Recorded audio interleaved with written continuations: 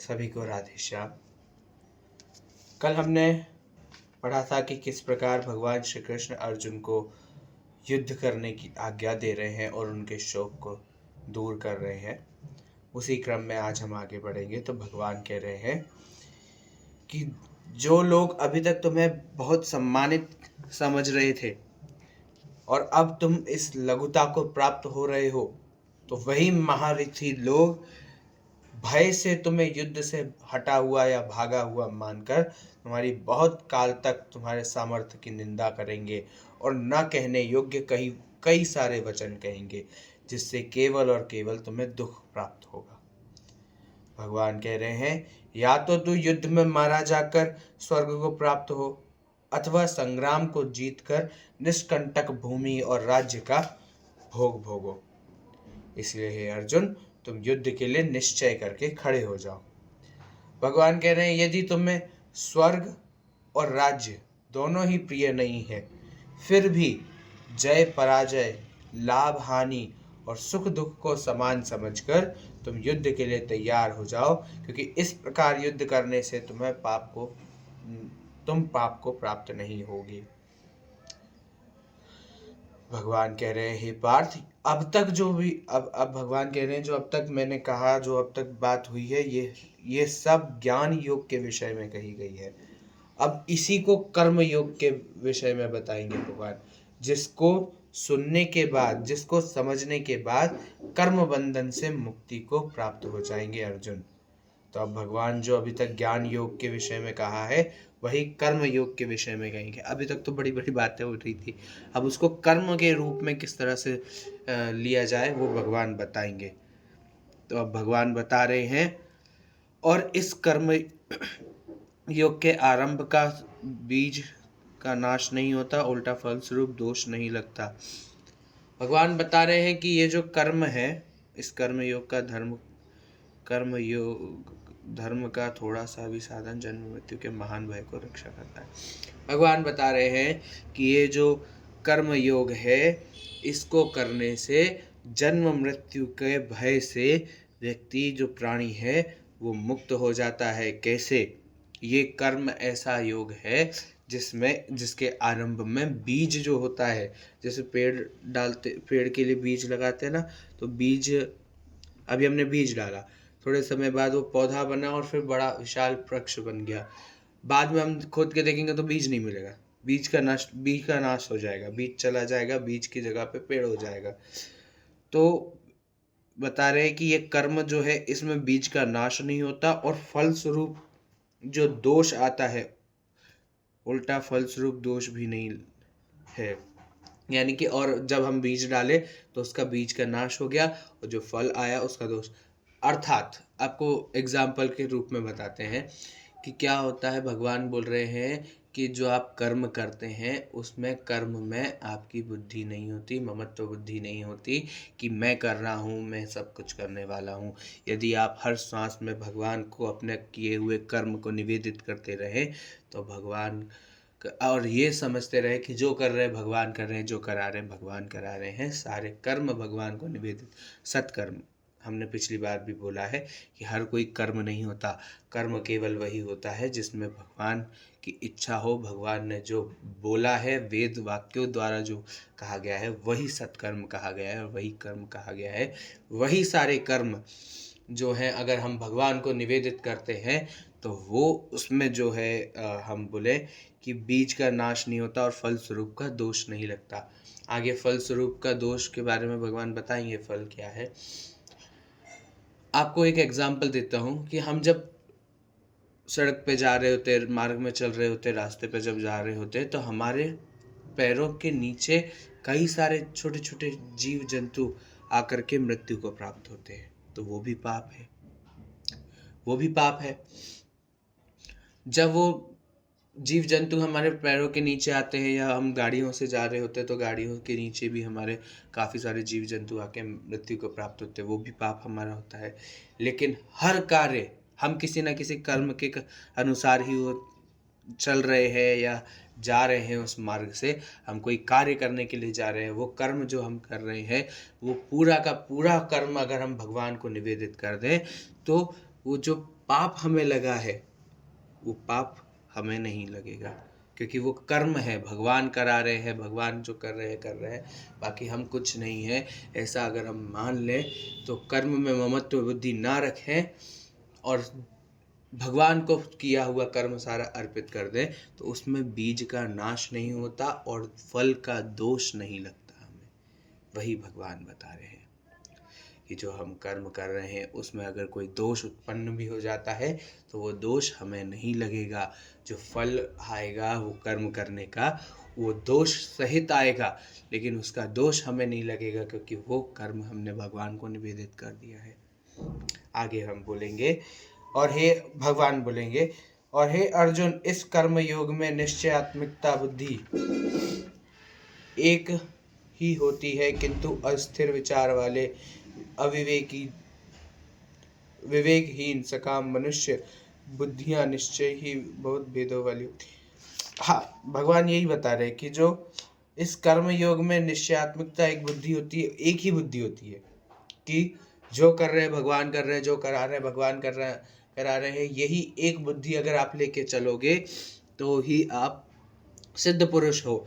लेकिन जो अस्थिर विचार वाले, जिनका विचार हर समय डोलता रहता है, डगमगाता रहता है, और जो विवेकहीन है, जिनके अंदर बुद्धि नहीं है, सकाम मनुष्य है, काम के लोभ में डूबे रहते हैं हर समय, ऐसी बुद्धि वाले निश्चय ही बहुत भेदों वाले होते हैं। उनके पास बहुत सारे विचार होते हैं, बहुत सारे भेद होते हैं। ऐसा नहीं ऐसा, ऐसा नहीं ऐसा, उल्टा कार्य भी कर देते, भगवान करा रहे हैं, बहुत भेद वाले हो गए। अनंत और अनंत होती उनको, उनकी जो बुद्धि होती है ना, ये बहुत भेदों वाली होती है। ये अविवेकी जन के बारे में भगवान बोल रहे हैं। ऐसा नहीं कि तुम उल्टा सीधा काम कर दो और बोल दो भगवान करा रहे हैं, जो कर रहे हैं भगवान करा रहे हैं। मैंने फिर भगवान ने बोला है, पहले भी बोला है भगवान ने, कि जो कर्म है, कर्म क्या है, केवल और केवल भगवान की प्रीति, भगवत प्रीति हेतु जो कार्य किया जाता है वही कर्म कहा गया है। बाकी सब कुकर्म है, कर्म नहीं, कुकर्म कहे गए। और कुकर्म का भोग आप ही को भोग रहा है, भगवान करा रहा है, ये मत सोचिएगा। और हे अर्जुन, जो भोगों में तन्मय हो रहे हैं, जो कर्म फल के प्रशंसक वेद, अब भगवान कह रहे हैं जो भोग भोगने में तन्मयता को प्राप्त है। भोग भोगना मतलब बढ़िया बढ़िया खाओ पियो, जो मिल रहा है खा लिया। बहुत से तो मैंने ऐसे भी सुने हैं, बोलते हैं इंसान छोड़ के हम जो भी आता है सब खा जाते हैं।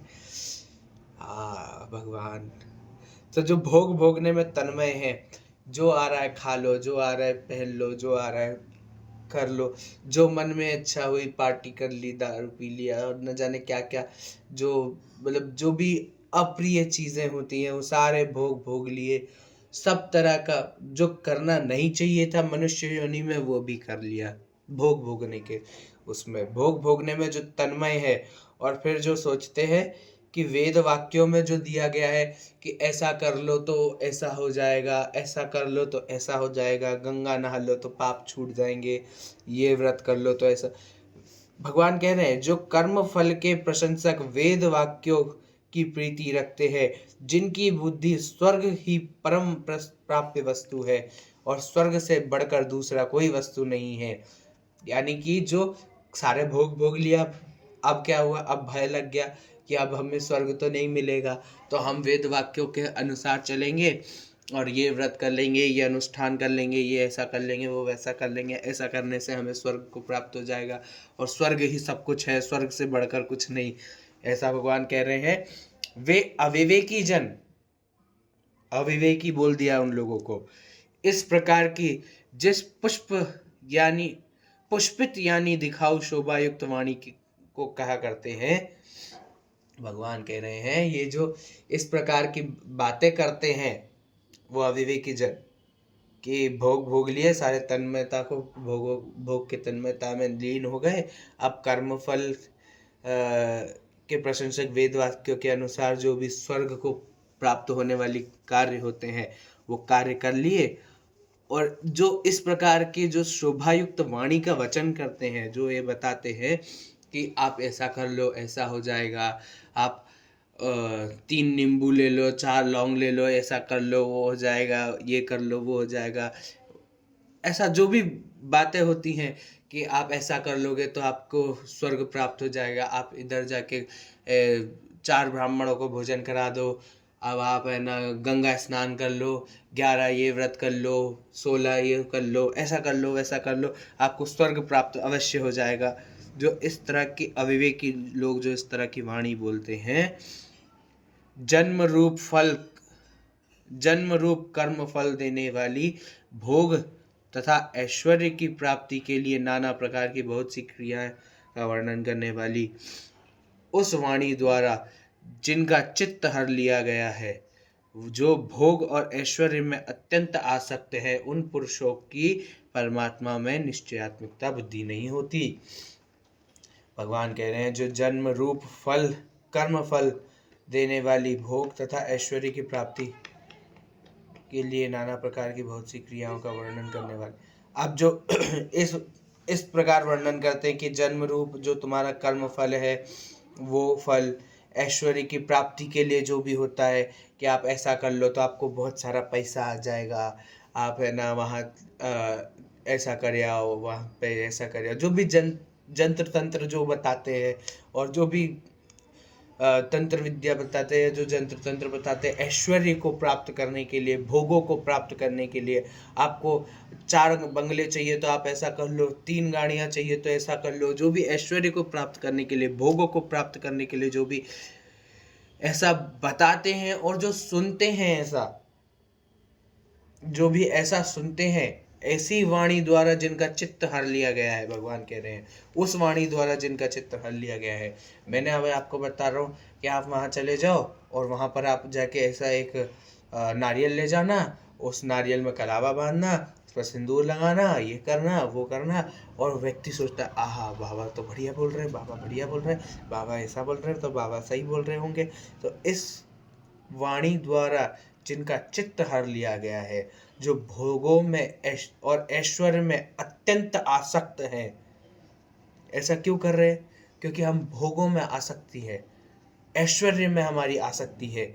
ऐसा कर लेंगे तो हमारे दिन दुगनी रात चौगुनी तरक्की हो जाएगी और हम नाना प्रकार के अत्यंत अच्छे अच्छे भोग भोगेंगे। भोगों में और ऐश्वर्य में आसक्ति है, इसलिए हम ये कार्य कर रहे हैं। ऐसे पुरुषों की परमात्मा में निश्चयात्मिकता बुद्धि नहीं हो सकती, वो कभी भी परमात्मा को प्राप्त नहीं हो सकते, भगवान कह रहे हैं। और हे अर्जुन, वेद उपयुक्त प्रकार से तीनों गुणों के कर्म रूप समस्त भोगों एवं साधनों का प्रतिपादन करने वाले हैं, इसलिए तू उन भोगों एवं उनके साधनों में आसक्तिहीन हर्ष शोक आदि द्वंद्वों से रहित नित्य वस्तु परमात्मा, भगवान कह रहे हैं परमात्मा में स्थित योग क्षेम न चाहने वाला और स्वाधीन अंतःकरण वाला हो। भगवान कह रहे हैं जो भी ये कार्य कहे गए हैं, ऐसा कर लो ऐसा हो जाएगा, ऐसा कर लो ऐसा हो जाएगा, इनका प्रतिपादन करने वाले उन भोगों एवं साधनों में आसक्तिहीन शोक आदि, इन सभी कार्यों में तुम आसक्तिहीन हो जाओ। हर्ष और शोक दुख और सुख में, दुख में क्या होता है, शोक हो जाता है, और सुख में अत्यंत हर्ष हो जाता है। ये जो द्वंद्व है, इनसे रहित हो जाओ। क्योंकि भोगों में क्या है, भोगों में या तो हमें दुख मिलेगा या सुख मिलेगा, और दुख और सुख में क्या होगा, हर्ष होगा या शोक होगा। इन दोनों के द्वंद्वों से मुक्त हो जाओ तुम, और नित्य वस्तु जो परम पिता परमात्मा है उसमें स्थित हो जाओ। योग और क्षेम न चाहने वाला, योग और क्षेम क्या होता है, योग होता है जो हमें प्राप्त नहीं हुआ वो प्राप्त कर लेना, वो योग हो गया। और क्षेम क्या हो गया, क्षेम हो गया जो प्राप्त हो गया उसका रक्षण कर लेना। अब जैसे मेरे पास 1 लाख रुपए है, मुझे 2 लाख रुपए चाहिए, 2 लाख रुपए प्राप्त करने के लिए मैं क्या क्या नहीं करूँगा, बहुत कुछ करूँगा। और जो मेरे पास 1 लाख रुपए, उसको योग कहा है। जो अप्राप्त वस्तु है उसको प्राप्त करने के लिए जो कार्य कर रहे हो वो योग है। और जो प्राप्त हो चुका है उसका रक्षण करना, 1 लाख रुपए, इसको कहाँ छुपाऊं, इसको कहाँ छुपाऊं, इसको कहाँ, इसको इसकी रक्षा करना, इसको क्षेम कहा है।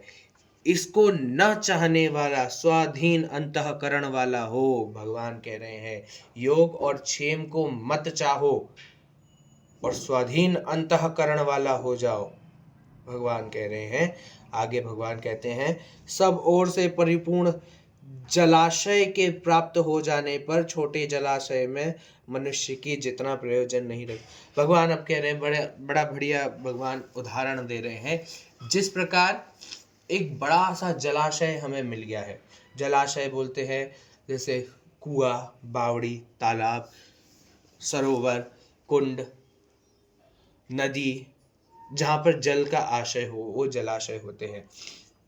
अब छोटे छोटे जो जलाशय होते हैं, जैसे छोटे छोटे तालाब हुए, और एक बड़ा सा तालाब मिल गया है हमें और उसमें सब कुछ परिपूर्ण है, उस तालाब के किनारे सारे फल फूल सब लग रहे हैं, सारी वस्तुएं हमें मिल रही हैं, बहुत सुंदर सुंदर फूल हैं वहाँ पर, नाना प्रकार के, और विभिन्न प्रकार के फलों के पेड़ लदे हुए हैं।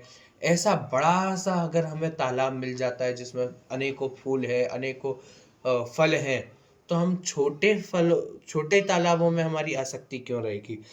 भगवान कह रहे हैं परिपूर्ण जलाशय को, सब ओर से परिपूर्ण जलाशय को प्राप्त हो जाने पर छोटे जलाशय में मनुष्य का जितना प्रयोजन नहीं रहता, उसी प्रकार ब्रह्म को तत्व से जानने वाले ब्राह्मण को समस्त वेदों में उतना ही प्रयोजन रह जाता है।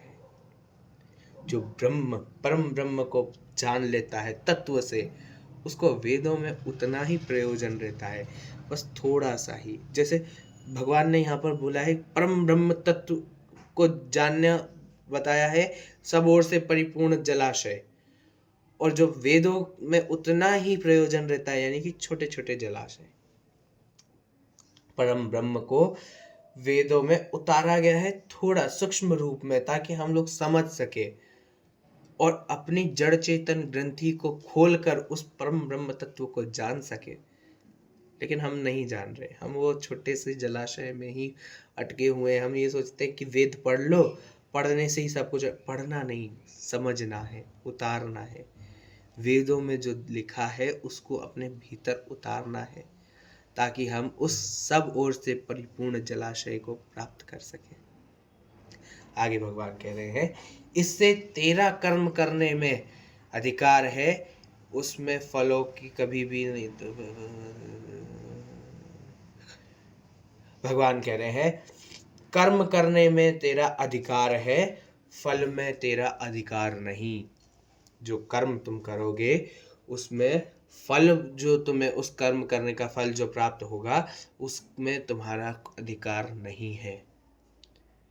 और क्योंकि क्यों, अगर तुम यदि कर्म करने में तुम्हारा कर्म करने में फल का अधिकार अगर तुम समझ लोगे तो तुम्हारी कर्मों में आसक्ति हो जाएगी। जिस कर्म को करने से तुम्हें अप्राप्य वस्तु मिलती है, जिसको तुम्हें नहीं चाहिए, जो तुम्हें अच्छी नहीं लगती, उसमें तुम्हारी आसक्ति नहीं होगी। और जो कर्म करने से तुम्हारी प्राप्य वस्तु, जो परम प्रिय है, वो वस्तु अगर तुम्हें मिलती है, वो फल अगर तुम्हें मिलता है, तो तुम्हारी आसक्ति उसमें हो जाएगी। और आसक्ति ही मोह का कारण है, और आसक्ति के कारण ही व्यक्ति बंधनों में पड़ता है। आगे हम आसक्ति के बारे में भी बात करेंगे। तो भगवान कह रहे हैं तेरा कर्म करने में ही अधिकार है, उसके फलों में कभी नहीं। इसलिए तू कर्मों के फल का हेतु मत हो, तथा तेरी कर्म न करने में भी आसक्ति ना हो। सभी को राधे श्याम। कल हम योग की परिभाषा के बारे में बात करेंगे। जय जय श्री राधे।